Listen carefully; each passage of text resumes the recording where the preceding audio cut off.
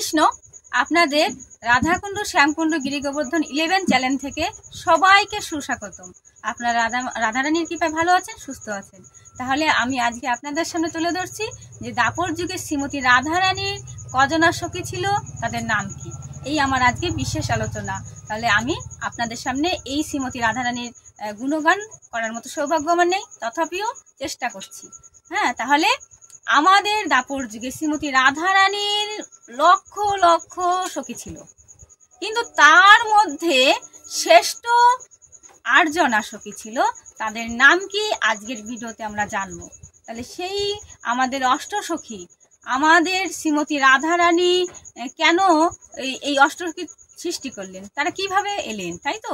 তাহলে আমরা সবাই জানি সখী অনুগত্য ছাড়া আমার রাধা মাধবকে পাওয়া যায় না।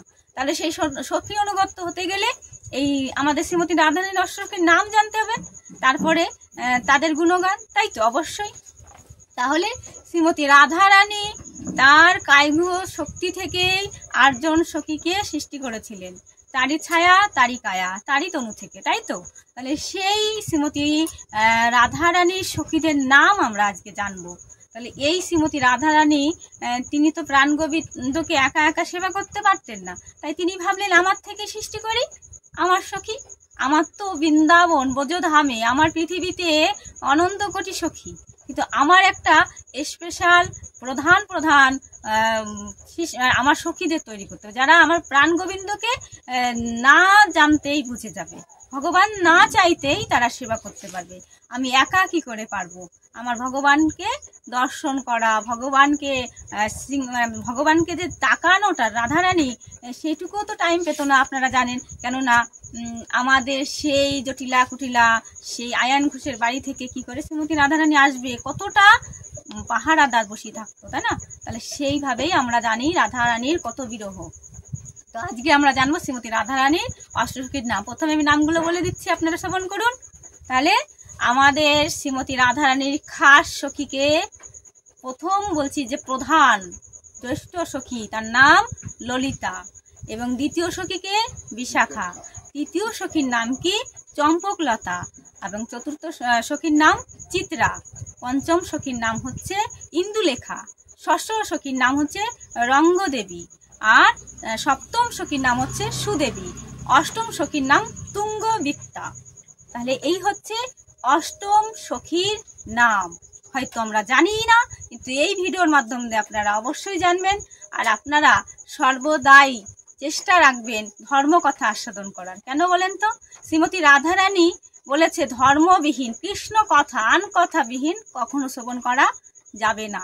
কেননা শ্রীমতী রাধারানী তিনি সর্বদাই কিন্তু কৃষ্ণ কৃষ্ণ কৃষ্ণ বলে চোখের জল তিনি পৃথিবীকে ভাসিয়ে দিতেন। আমরা কি পারবো না। আমরা তো বলছি কৃষ্ণ ভক্ত, কিন্তু এই যে 8 জন সখী, এদের যে কি গুণ ছিল গো মা! এই 8 জন সখী, এই ললিতা দেবী তিনি কি করতেন? ভগবানের তামরুল, তারপরে কর্পূর, এগুলো মানে জোগাড় করে আনতেন। তারপরে সমস্ত সখীদের না নানান গুণ ছিল। হ্যাঁ, যেমন বিশাখা সখী, তিনি কি করতেন? ভগবানের মানে রাধারানীর সিঙ্গারের দায়িত্বে ছিলেন। আর অন্য সখীরা যেমন রান্না করলে সে সুঘ্রাণ, মানে এটা কি লবণ হয়েছে কি হয়নি, এই যে বাদ্য বাজানো, নৃত্য করা, রাধারানীকে গান শেখানো, মানে রাধারানী তো অন্তরঙ্গা সখী, রাধারানী তো সর্বদা। তাহলে সে এই এমন কি করতাল বাজানো, মানে এত কিছু, পৃথিবীর সর্বশক্তি খালি আমার শ্রীমতী রাধারানী নন। এই যে অষ্টসখী, তাদের রূপ বর্ণনা করেছে ভাগবত, এত সুন্দর। তাহলে সেই রূপের কথা আমরা অবশ্যই জানবো নেক্সট ভিডিওতে। তাহলে আপনারা কি করবেন? সর্বদাই চেষ্টা রাখবেন আপনাদের গৃহে অবশ্যই শ্রীমতী রাধারানী, মানে আমাদের যুগল বিগ্রহ আছে, রাধাকৃষ্ণের বিগ্রহ আছে, অবশ্যই চেষ্টা রাখবেন মা এই অষ্টসখী চিত্রপট অবশ্যই রাখবেন। কেন বলেন তো?